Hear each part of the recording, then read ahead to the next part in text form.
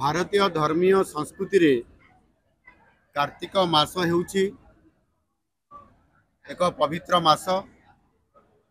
आउ एही मासरे मध्य अनेक पूजा पार्वण मध्य अनुष्ठित होता है।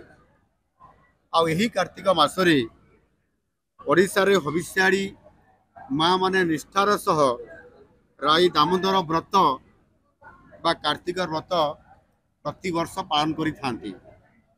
आ श्रीक्षेत्र पुरी रे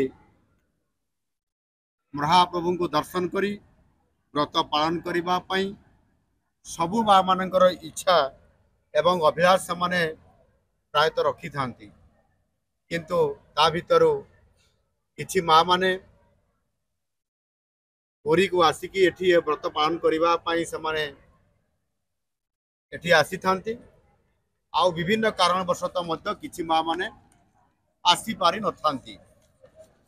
सबु माँ मानकर किंतु इच्छा एवं तांकर अभिलाष को सम्मान जनाई जो राई दामोदर व्रत बा आमर जो हविष्याड़ी व्रत कार्यक्रम अच्छी एथिरे समानंकर पई अकोमोडेशन तांकर रहिबार व्यवस्था समस्त प्रकार जो अकोमोडेशन व्यवस्था पुरी सहर रे 5टी स्थान रे रहिबा एवं प्रसाद सेवन ठीक समय करइबा आ एकादशी रे संपूर्ण भाव में फल आहार किभली भाव में करा व्रत पालन करिबार प्राय समस्त प्रकार व्यवस्था को सरकार निर्देश क्रमे जिला प्रशासन तरफ ये समस्त आयोजन प्रति वर्ष भली ए वर्ष मध्य आहुरी भल भाव में यह करा जाउछि।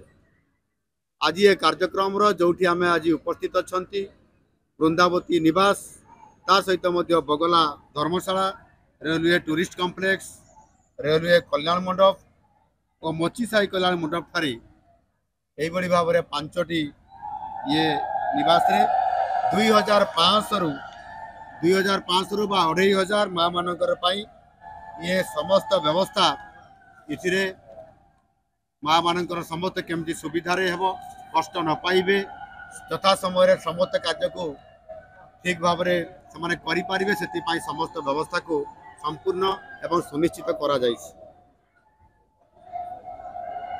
चलित वर्ष ये समस्त व्यवस्था तांकर रहणी एवं सुविधा पाई प्रति वर्ष परि ए वर्ष मध्य तार बजेट रे व्यवस्था करा जाइछि। चलित वर्ष 3 कोटी 30 लाख टंकार अधिक व्यवस्था करा जाइछि जहाँकि गत वर्ष तुलन में 70 लाख अधिक माँ माने जेपरि भलरे व्रत पालन करिवे एवं ठीक समय जाइकरी महाप्रभु को दर्शन करि परिबे और से संपूर्ण दायित्व जिला प्रशासन को दिया जाइछि। एवं जोठी से रोचंती जो 5टी धर्मशाला रे सेठी से किभली भाव में भजन कीर्तन एवं विभिन्न प्रकार समस्त सुविधा तांको पई करा जाइछि।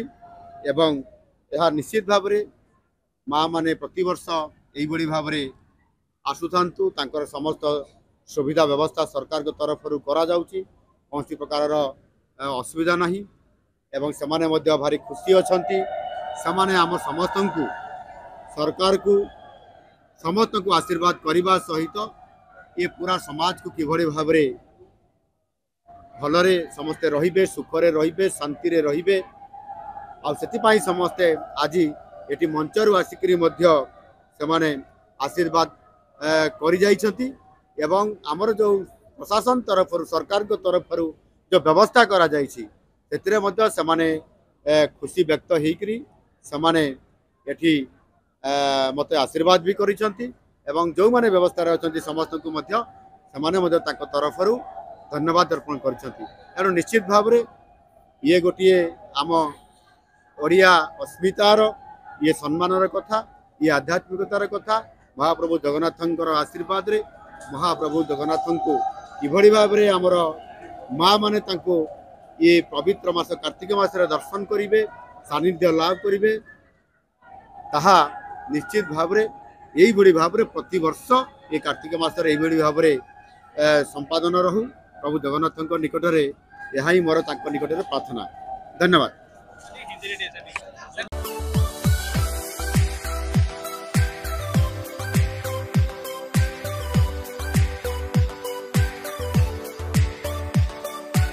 हॉलमार्क ऑर्नामेंट्स स्वप्नरू सत जाए।